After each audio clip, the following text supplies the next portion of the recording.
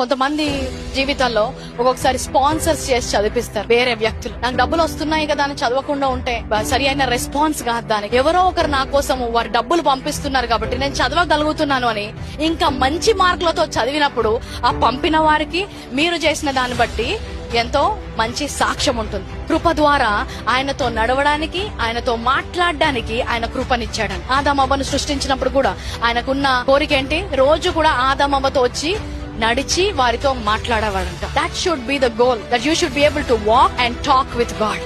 ఆయన చేసిన త్యాగము, ఆయన రక్తము, ఆయన ప్రాణము విలువ తెలిస్తే, ఇంతగా ఆయన నా కోసము చనిపోయి నన్ను విడిపించిన దేవుని కోసమే నా జీవితము అంకితము, ఆయన కోసమే బ్రతుకుతాను అనే మార్పు రాకపోతే నీ కృప అర్థం కాలేదు. ఈ సంఘం బాగుంది, ఇక్కడ పాపములు అసలు ఏమి అవసరం లేదంటున్నారు అంటే నేను ఇంకా పాపం చేయొచ్చు అనుకొని వస్తుంటే నీ కృప అర్థం కాలేదు.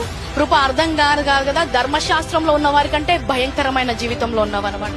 దానికంటే రక్షించబడకుండా ఉండడం మంచిది. ఎందుకంటే నీకు యేసుక్రీస్తు అర్థం కాలేదు, ఆయన యొక్క సిలువ అర్థం కాలేదు, ఆయన ప్రాణ విలువ అర్థం కాలేదు, ఆయన ఉచితంగా ఇచ్చిన కృప అర్థం కాలేదు. కృపను వ్యర్థం చేసుకోకూడదు. ఆ కృప ద్వారా ఆయనకు దగ్గరగా వస్తున్నావా, ఇంకా దూరంగా వెళ్తున్నావా? ఈరోజు ఆ కృపను మనం పొందుకున్నప్పుడు మనము ఆయనతో నడుస్తున్నామా, ఆయనతో మాట్లాడుతున్నామా?